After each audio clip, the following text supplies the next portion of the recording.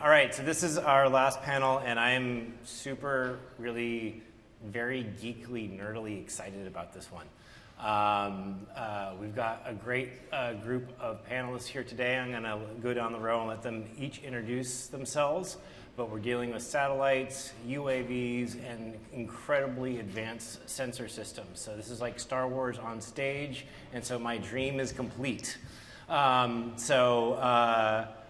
But yeah, I mean, at the end of the day, when we started off the day, we started talking about how critical infrastructure needs to support artificial intelligence. Well, artificial intelligence goes straight into all of the things that fly, drive, and how do we sense, move, and operate in this world as AI becomes physical, and this is a representation of that. And so with that, I'm going to go with Ryan. Do introduce yourself, Fatima, and then Steve, and just a little background of you, your company, and then we'll get into the questions. Sweet. Well, yeah, I'm the founder and CEO of a company called Turion Space. Been around since 2020. We're based in Irvine, California. Before that, I was at SpaceX for about 9 years as a propulsion dynamicist. So really interesting position at SpaceX, and always had the itch, and the time was right to start a company like Turion for what we're doing. So I'll get into more of that, but definitely like Star Wars, as he's saying, we call our satellites droids. So what we do is we design, build, and operate critical infrastructure in space. The first kind of two focus areas that our satellites are doing are things like imaging other satellites for surveillance purposes and for just general space domain awareness. We started the company initially to solve space debris, and the way you solve that, at least stabilize it, is you get a better understanding of everything that's up there, so better space domain awareness, and you remove large dead objects, so things like space debris removal. And if you can do those things, you can apply them to a lot of other problems of interest to the government and commercial. So other things we're doing with Space Force, we actually just announced yesterday, we got on this IDIQ contract called HALO, which is for missile warning, missile tracking. So that's an exciting win for us. But that's a high-level overview of what we're doing at Turion. Thank you. Fatima Hamdani, the co-founder and CEO of Kraus Hamdani Aerospace. We're building unmanned aerial platforms with near perpetual flight. So when you do that, you're suddenly then becoming that connective tissue between sea, land, air, and space. And in order to do that, then we're also launching constellations closer to Earth without needing orbits, so truly augmenting and supplementing the space infrastructure, so to speak. But for that, autonomy at the platform level, autonomy in coordination, and that's where the layers of AI kind of come in, and true perpetual flight come in as well. So a lot of this, we can look down and up. So actually space debris, we should partner up to look up and help you with some of the mapping of the space debris. But yes, there's a lot of applications. Hand it off to you, Steve. Thank you. I'm Steve Sanford. I am the CEO and founder of Psionic. We are a LiDAR-based navigation company. Our technology came out of NASA. It was invented to solve the problem of landing humans at the South Pole of the Moon. We have now re-architected what was developed at NASA to be applicable for a number of terrestrial applications, from terrestrial vehicles in the military to commercial mining vehicles, and ultimately we will be deployed on drones as well. All right. So I'm assuming, I'm going to make an assumption. All three of you collect a lot of data with your systems. Mm-hmm. So my question is, the tools that are coming out for artificial intelligence now, are you implementing those, or are you using older systems, or where do you fit in this world of hyperscaling artificial intelligence? Where do we fit? I'll start with you. Yeah.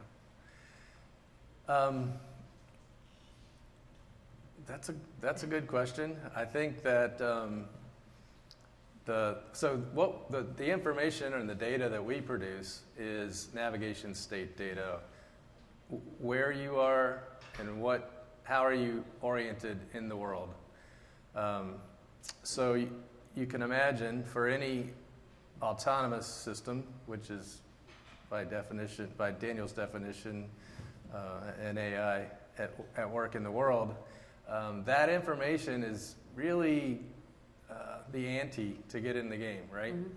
If you don't know those things, then only bad things will happen. So so far we have not utilized AI within our system, but that is how I see our role in Can we not just in the world. rely on GPS? So just real quick question here. Does everyone here think GPS, is anyone here, what are the thoughts about GPS in the crowd? Do we use it to navigate autonomous systems or do we stay away from it? I'll do quickly. Oh, What? Raise your hand if it's stay away from GPS. it's a combination. Raise your hand. There's no wrong answer here. We're going in a direction. Raise your hand if it's rely on GPS. Okay, so I'm going to help answer this question. Why can't we rely on GPS? Why do we need, with the systems that you guys are running and with the types of technology that Steve's producing, why can't we rely on some of the terrestrial, but the GPS systems and other nav systems we have today? I can start there. Please. Look at Ukraine. The first thing Russia shut down was GPS and communications. And so when you're operating autonomous systems that rely just on GPS, not even just GPS, Baidu, Galileo, these are all constellations across. So we can hop between different constellations. So if suddenly GPS is taken off, I will look for Baidu or Galileo. Baidu is China's constellation for navigation. But most prevalent problems right now in various operations globally is contested and denied environments. The first thing that is going to be taken out is the navigation satellites, and then the comms between your ground control stations or things that are controlling the autonomous systems and the assets. So what Steve is talking about, position, navigation, and timing, so that you can actually find out where you are, whether you have a satellite link on or not, is going to be critical in how then you're going to position that asset to whether collect data, save lives, or whatever else you're doing.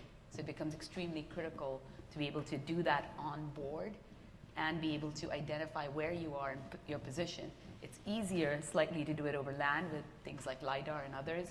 Now let's talk about tyranny of distances over water.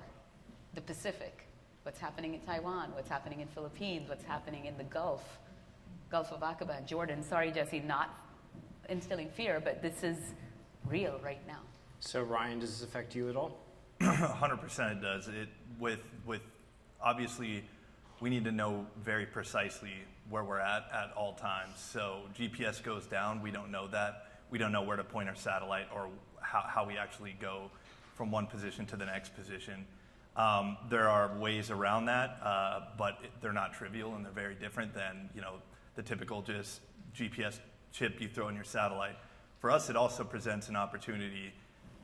Things like GPS satellites are very critical, really the most obvious critical infrastructure that is in space right now. And so protecting those assets even does present a market opportunity for some of the things that we're doing. So from that perspective, it's interesting. But LiDAR is also interesting. So when they get to space after the drones, we'll talk then. So when we look at positioning and artificial intelligence, I've been seeing when we look at data and trusting that, how do you start trusting it? Because what I'm seeing is a lot of collaboration between systems. Mm-hmm. So whether it's a UAV or a satellite, and how do you trust the information and the communications that once you know where you are, but you're trying to navigate to something else, how do you communicate in that space? Can we use just 5G or what does that look like? It's a layered approach. It has to be multiple aspects. So first you start with the asset knowing, and this is where AI comes in, right? For example, I'll use our platform's example, and when I refer to it as unmanned, it's a large fixed wing drone, right? We like to refer to it as unmanned systems and platforms. They're platforms. So all of these have edge-based compute capability, or at least the larger ones. and then you layer in. So first I start with what my actual position is, or if that GPS suddenly goes away, where I am and looking down from land-based positioning components. We also then bring in weather components and build 3D models and algorithmically feed that back into the autopilot so that the asset itself can determine, and then you layer in that information. So if one thing gets taken off, or if you are some kind of spoof is happening on the information you're getting, you're able to determine whether it's accurate based on where you were previously. Right? So there's so many layers of, and that's where redundancy in information is going to be important for PNT, position, navigation, timing. You're collecting all this incredible information. Are there other purposes for this information out there? Because obviously in some cases we use some of this data for mapping or other systems. Are the environments that you're creating just specific data for those environments, or are there other purposes for that information? There are other purposes for the information, absolutely. The navigation state information I was mentioning becomes really critical when something bad happens, right? So typically, if something bad happens, then something unexpected happened, right? And so the question is, well, how do you unravel that, and how do you get back and figure out what the root cause was? Well, if you're collecting data, the kind of data that our sensors produce, think about a black box on an airplane crash, right? If you've got those kinds of systems, you can go back and figure out what happened. And to Fatima's point, what Psionic is doing is allowing us to navigate at the edge. So the problem with GPS is it's centralized. Mm-hmm. And so you can take out that and then the whole network goes down. But if every vehicle has the ability to navigate, then you have a lot better resilience. And then if something bad happens, then of course that data becomes really important to solving the problem. And I can actually also add to that some of it, Daniel. Let's take some practical examples, right? We do work extensively with the Department of Defense, and this is all very relevant from DoD's perspective. Let's take a completely different disaster management. For example, when the hurricane hit Puerto Rico, we've all heard of it, it wasn't that they didn't have the supplies or the resources. The communication went down, and so they couldn't distribute the resources appropriately. That's when also you need alternate similar systems as what we're doing. Or wildfires. Right now, when a fireman walks into a fire, they have 5 pieces of equipment on their uniform, and usually all of them fail in the thick of smoke. And direction of fire changes, and you can't get them out of harm's way. So all of these are very relevant, and that's why when, for example, a mission of our company is saving lives and connecting the world, but it's relevant to across board. We'd heard in the earlier panel a lot about cloud infrastructure and the deployment and scaling of that.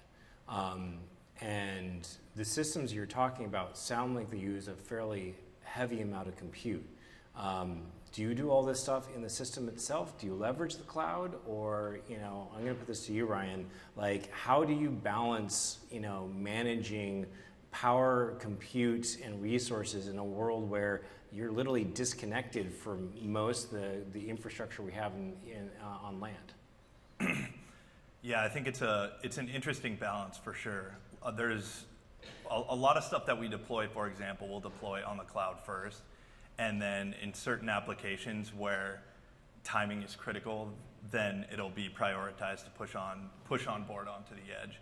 So, here's one example. If we're trying to track another satellite, obviously, if we first need to detect it, and then we need to, kind of turn the satellite with that object as it's moving across our field of view. You have to do something like that on board.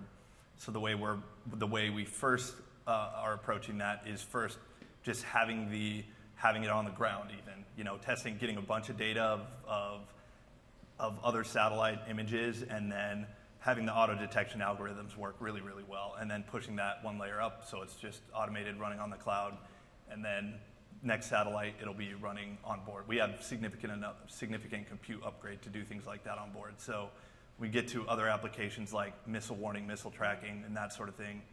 It becomes even more important. Or if you're trying to dock with another satellite, you have to have it on the cloud, or you have to have it on board. So it'll be interesting from a space perspective, though. Edge compute on board your satellite has been very much a buzzy sort of word, and that always makes me a little bit skeptical. And it's interesting because one thing that's changing at least in low Earth orbit, that is where the cloud is actually going. Mm-hmm. So if we can connect to something like Starlink, let's say, with a really high data rate, then how much do we really need to prioritize putting on board our satellite? If we could make them cheaper and smaller and just connect to Starlink, ultimately that is going to be our ground station. Is Starlink becoming the AWS of space? I could see them. I could see AWS even doing that. Yeah. Right now, it makes sense. What we're doing is using Amazon AWS's ground station as a service. If you guys didn't know, one thing Amazon is doing is they're putting a bunch of antennas on top of their data centers across the world, and that's where we communicate back and forth between the satellite.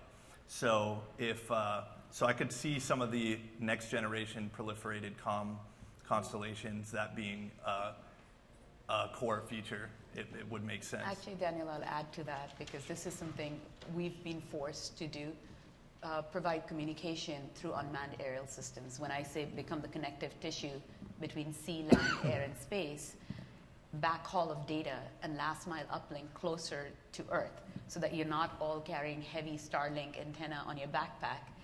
Us being closer to Earth and then doing that backhaul of data or last mile uplink to low Earth orbit, we become flying ground control stations. So you're like basically a little flying repeater running around. That is one of the aspects. So we've created mesh networks as well as translation of communication between different waveforms. So we're one of the best cell towers in the sky. With our look down angle and uninterrupted, it's one of the best ways of doing that, right? So resilient comms closer to Earth is one of the biggest challenges that the US DoD has been trying to solve. And so that's how it is a combination of assets. Interesting. I'm going to take a little step back real quick, but having to do with two things, data integrity and probabilistic systems. You both mentioned targeting, and we're going to talk about targeting like, you have to fly to a location, et cetera.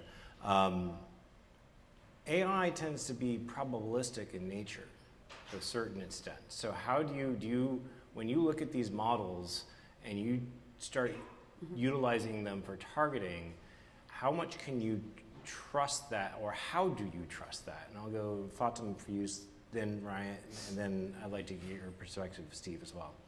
So I'll use the example of the southern border. We were called in to do an exercise with Customs and Border Patrol, and it was about saving lives.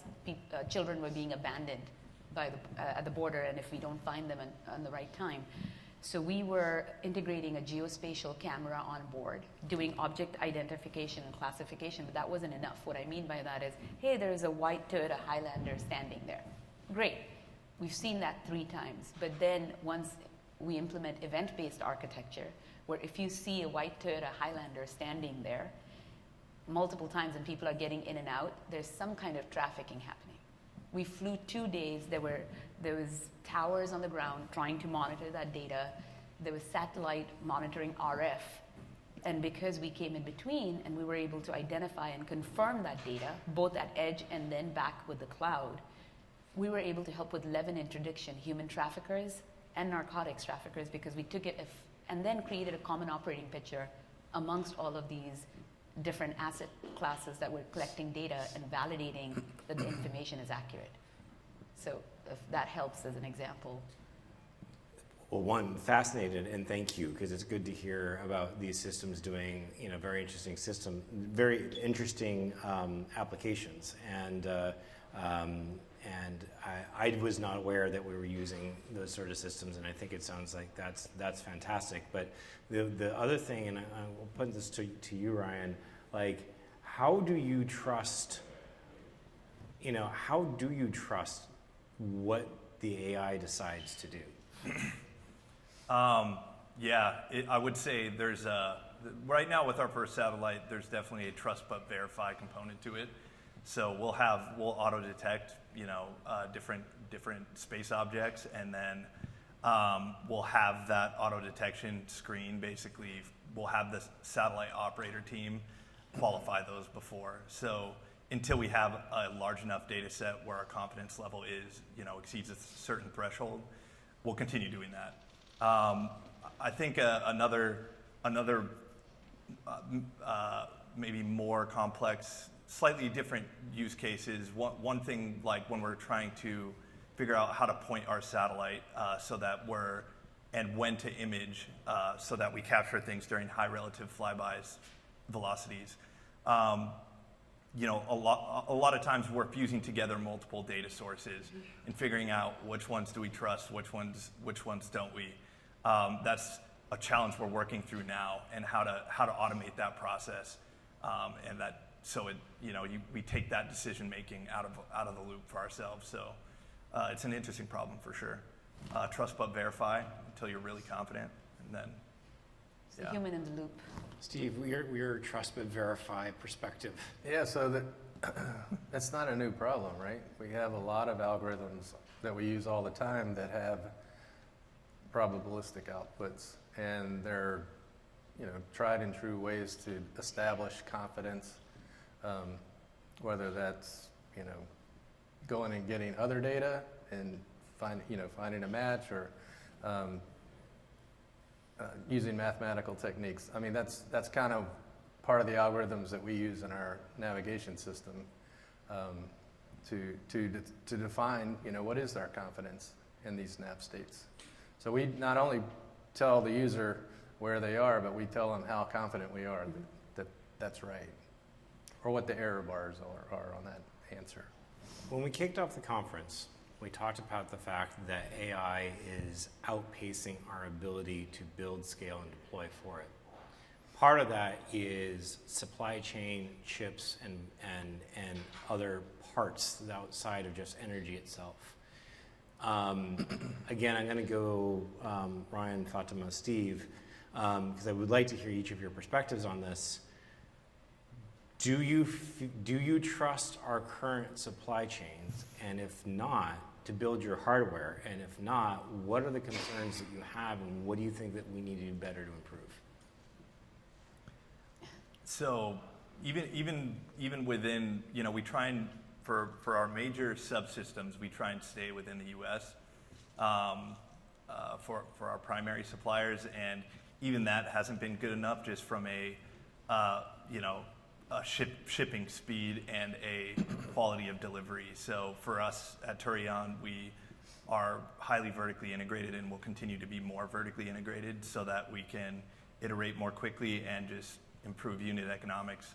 But for lower level supply chain tier stuff, definitely chips are a primary concern. And I think it's promising that there's the new TSMC factory being built in Arizona, where a lot of chips are going to probably feed into U.S. systems, but it is a challenge for sure. So you would say more chip capability? Yeah, definitely. As soon as you go into the US DoD, we are required to have our supply chain validated. We spoke about this yesterday a little bit, Daniel, but there was massive threat to our national security is not just with what's happening from outside, but when we purchase international components and how they're validated. We had things like DJI drones that were being used by the military. There was a whole white paper that came out that identified how DJI drones were communicating information back. And so they had to be removed entirely. So now when there are unmanned platforms, and we got a lot of our funding from industrial bases that the US government wanted to further. So from a supply chain, we have to create redundancy with US suppliers. In addition, we have to verify that there are no components that are Chinese components or others, so that adds additional complexity. But chip is definitely one of the components, and US near shore, whether that be LATAM or others, where we can get that verified. Also, Five Eyes are all coming. So Australia, Canada, US, they are the trusted partners. We're all coming together and then depending on each other, because from sensors, everything has different chips. Every aspect has to be created, redundancy across the supply chain and certification around that. So we are attacking our supply chain issues by integrating our system into silicon. So we're going to build photonic integrated circuit versions of our electro-optic system and ASIC versions of our electronics, and that's going to simplify our supply chain to the point where we'll be able to trust it. We have this, obviously we have this problem as well from a computing point of view, but that's kind of how we're attacking it. Yeah, simplifying supply chain, I think that phrase resonates with me, is like that's the key to ensuring that it is valid to the level you need if you're doing work with the DoD especially. Do we have any questions from the audience? In the back, and then Faizi in the front.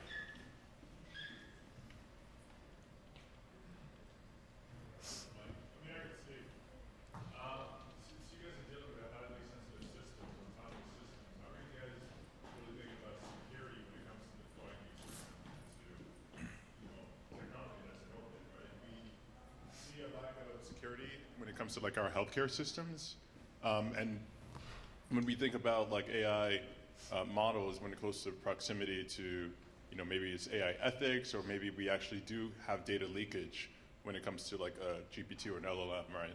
But for your AI, it may lead to collision with satellites. How are you guys thinking about security? Yeah, security is definitely a core consideration. Besides just having, following the latest and greatest NSA encryption practices on any signals we're sending up and down, trying to prevent memory leakage on both our ground system, prioritizing really our ground system first, but also flight software. So on flight software, on our embedded software stack, pushing towards languages that are memory safe just right out the gate, like Rust is one thing we're doing. And I'm always looking at, what the latest quantum technology people are trying to pitch for part of the comm supply chain for satellites. Not something we'll do, but definitely always interested in what's out there. Yeah, and as soon as they go into satellite, there's also optical comms. Actually, optical comms are one of the most secure, and satellite-to-satellite optical comms is, sorry, I'm not speaking for you. Oh, no, that's actually a really good point, and something we're going to be doing on, starting with our Droid 3 satellite, is using optical comms for our primary comm link. Now, that doesn't necessarily mean we still have to downlink data via RF in some cases, but with the new laser comms, you'll see a lot of pictures online about, it doesn't actually look like that, it's invisible, but that is a super secure form of getting critical information down. And it's superior from just a amount of data you can transfer across. So with RF, you have a really wide beam. A lot of people could pick up those signals, decrypt them, even try and send commands to your satellite that you didn't intend for. So I want to, if I'm correct, it wasn't until recently we even started encrypting satellite traffic to a certain extent, if I'm correct, right? Most of this stuff has been in the clear. Yeah, and mirroring. That's happening. And the other point you said about laser, I just want to make sure I understand that, and I'll get to you here in a second, Steve. I see you at the edge of your seat. When you're talking about laser communications, just for the audience, if two objects are moving, how are you positioning, or has to be stationary for these systems to work? Oh, so no, you're... laser, sorry. Yeah. Oh, yeah, so go for ahead. laser, we've stable platforms, because obviously we're looking at optical from multiple. First, power is interesting as well. One of the key things, what you brought up, GPU-based processing at edge. And when you are shrinking the sensors and payload, and any unmanned platform, the key considerations are size, weight, and power. So how do we reduce the power consumption at edge is always a massive question. And so powering up using some of these laser. And so stability of the platform is important. And most of these unmanned platforms are shuttering. We're actually being called to do a lot of this because of the stability of the platform, and we can hover like a bird. So you're semi-stationary, or are you able to say Yes. semi-stationary? And so, yeah. Steve, or to you. So our whole goal is to not emit any signals and communicate so that the vehicle is self-sustaining. You're trying to actually be super quiet and stealthy. Yeah, but the one thing that we have to do is we have to emit our signal and get it back. And the good thing is that we're using a coherent receiver, so we can't be jammed or spoofed because our detector only responds to the light we emit. So that's part of the reason the optical comms are very secure too, because they're just very narrow beams, and often they can't hear anything other than what they emit. Faiza, you had a question.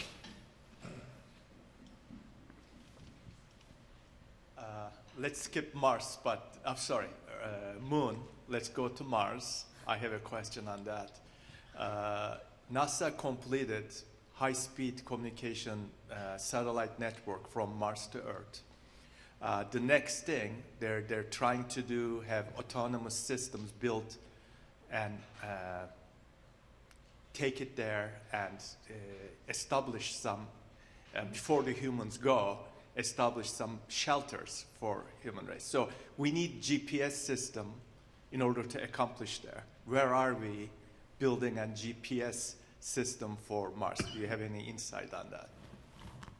I would say on Mars, on the moon, regardless of where you're going, that's another just piece of critical infrastructure that you're going to need to do a lot of different things. And maybe your rovers are using the LiDAR systems, or maybe you actually put that infrastructure in place so it can be more widely used. But yeah, I don't know if that answers your question, but you're definitely going to need it. You've actually may have helped land some things on planets. So to answer the question, thank you for turning off my mic while I'm coughing.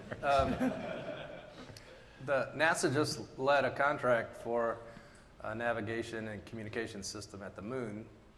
That would be a precursor for a Martian version at some point in time. In the meantime, it's just going to be point-to-point, and optical will be the best. But so, to your question, we're helping landers land again with navigation at the edge. We're not depending on any external signals. The vehicle itself determines where it is, how fast it's going, what its attitude is, based on the measurements we make.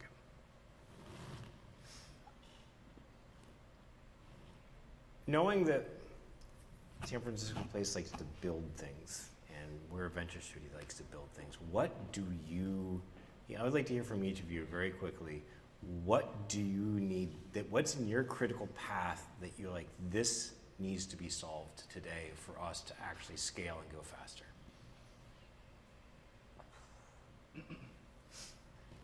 I can try to take, especially because we believe in collaboration and partnerships. Even when we have spoken about Skynet for Good, for example, I'm surprised you didn't bring the Terminator analogy before.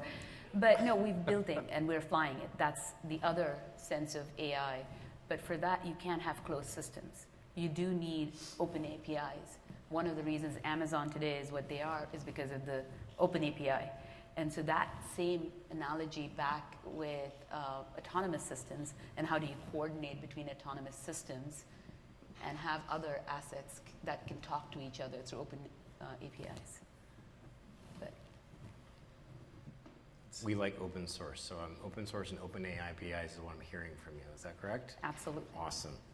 Yeah, I just along those lines, I don't know if this is the one thing, but with a lot of the technologies all three of us are developing, it's highly regulated by export control and stuff like that. And the recently, just last week, was they deregulated a lot of that for space technologies, but it still has a ways to go. So I don't know. I wouldn't say that is the one thing, but that is something that does present challenges, especially for U.S. companies that want to grow beyond just the U.S. The number one thing holding me back is resources, so I'm out raising money. No, talent. I will say investment and I talent got are plenty of talent. definitely, yes. Effort and talent. Hey, listen. And it's okay to state that. You got to call out, and you guys are working on very, very interesting things. So absolutely. I think that it's so incredibly interesting to see how things are progressing so fast. I would like to hear from each of you. What does the world of autonomous systems look like in 5 years, and what we'll be able to do then that we can't do today? Yeah, I think really, our goal is to have a proliferated constellation, a proliferated heterogeneous constellation without the need for dedicated operators. And that doesn't mean we're just taking a bunch of our engineers' times and putting them on operations, but really full end-to-end automation. And I think that is going to, a lot of your initial question about how we're using AI now, like kind of going back to that, we're not and probably won't be developing any cutting edge foundational models for different applications, but we are staying up to speed on all the latest happenings in algorithms and how we can adapt those to our specific use cases. And I could think of at least 4 different ways we're using it, whether it's optimal maneuver planning or just object detection and autonomous docking. All of those things, require different models, and it's important for us to stay up to speed with what the latest and greatest is and have the infrastructure to be able to test it rapidly. So I think that is end-to-end autonomy is definitely where I hope to be in 10 years, 5 years for sure. But Awesome. 10 years definitely. I'll riff off of that because we're actually flying some of that. So think about an unmanned system that's flying at 20,000 feet above ground level and is able to send a message to a surface vehicle on the ocean and is able to direct it to capture. So when we see swarms today, we just see pretty pictures in the sky. What we've been building and we're flying right now, and that's what is going to actually become more prolific, is actually mission-based swarming. So you're coordinating between multiple asset classes or multi-domain assets, which is sea-based asset, land-based asset. The rover on Mars uses Arju, which is the largest autopilot in the world. Our aircraft uses Arju Pilot, right? So now when you look at how these systems can actually talk to each other and decision, you might still need human in the loop, especially if with weaponry at edge and other things, but to be able to coordinate and solve a business problem or a mission problem at edge and not need operators to constantly keep operating that is what is going to become more prolific over the next 5 years. What a question. So I think you hit, a really good point in your opening, talking about the infrastructure that underpins the things we're talking about here.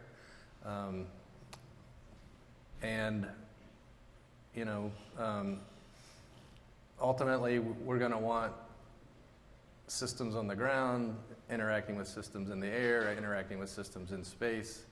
And I don't think, that infrastructure is not there.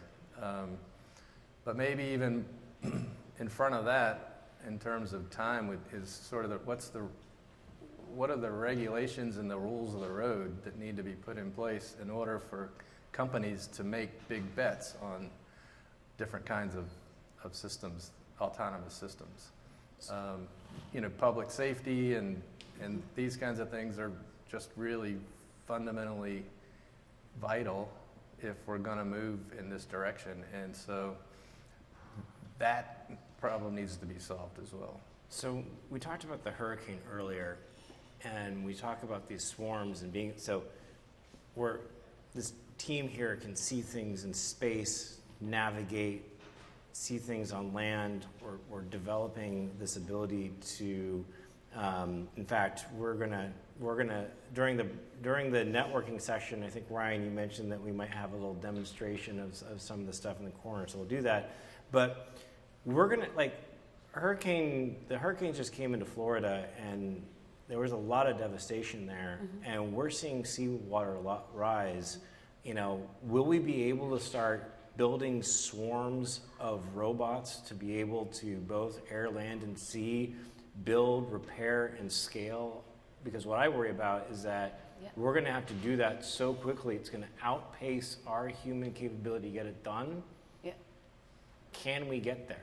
Absolutely, and I'll actually take disaster as an example. It's pre-disaster, so PG&E going out of or being bankrupt, that particular spark being identified and geo-located fast enough could have prevented the largest fire that happened in California.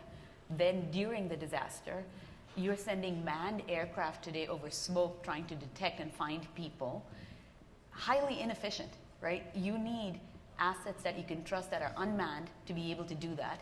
Then post-disaster is what your question was. How do you bring all of these assets to rebuild fast? FEMA does not have the answer for that right now. That's one of the reasons why we're coming in and saying, okay, how do I bring critical information to a land-based robot or something that's out in the desert and detecting an oil leak from an oil pipeline? These are all relevant use cases that we're operating on today, and redirecting that unmanned asset and not sending humans in harm's way, and then being able to fix that infrastructure out in the desert. Even the comms piece you talked about earlier, because right now 5G coverage only covers 2 out of 300 million people we have here. We have in the United States, we have a disaster, and that's got to wipe out networks. But being able to put swarms of network out there temporarily sounds like a pretty darn good idea. And you can't just depend on Starlink. Actually, Starlink was provided in Ukraine, and then somebody changed their mind and pulled their support. And so humanitarian efforts got impacted. Red Cross couldn't get supplies in. This is all real, right? None of this is hypothetical anymore. So we do need resilient comms, and that's how countries will succeed the future war. From a space perspective, what's the advanced systems that we'd be able to have from a visualization perspective for some of these disasters and things that we're going to be dealing with? Yeah, similar things like next generation remote sensing architectures that are also proliferated, like long wave infrared, hyperspectral sensing, being able to detect specific gases. And that's one part of it, right? That's the part that's mostly feasible today, and in some ways, some people are doing that. And in some ways, we're doing that, not with hyperspectral yet. But I think the part that's missing is the integrated system being automated. So maybe this system is automated. It automatically detects a leak or a fire or something like that. But then following the logic down the chain to the end action, maybe that it requires 3 independent types of systems. And right now, it doesn't seem like that's what there's a big push towards. A lot of programs going on right now. So it's in the early days of that. So within 10 years, hopefully that is the case. Another example is, let's say there's a hypersonic missile that gets launched and is headed towards a Navy ship that gets automatically detected, and then an alert gets beamed down, and then maybe you have, a swarm of autonomous subs that can then send that have around your more expensive asset have the ability to take out the threat. Each one of those is being done right now independently, but as a whole, integrated network and that flow of decision making still has a ways to go.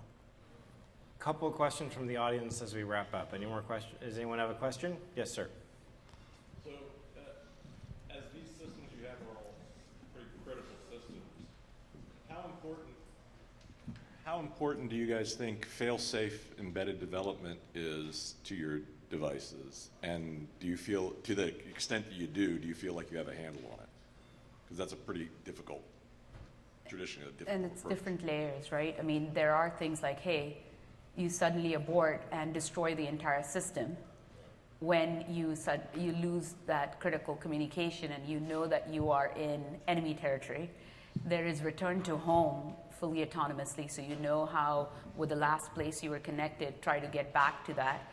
There is anti-jamming, anti-spoofing on board, and when you detect spoofing is happening, how do you again completely disable any other asset that you're connected to, get that same spoof message? So there are layers. From an embedded perspective, fail-safe is about when the The devices, not yeah. your system, Right. That's my point. You've got a distributed AI-oriented system, and you've got these relying on embedded systems that may or may not fail correctly. Well, yeah, if you did, Have you considered it and do anything about it at this point?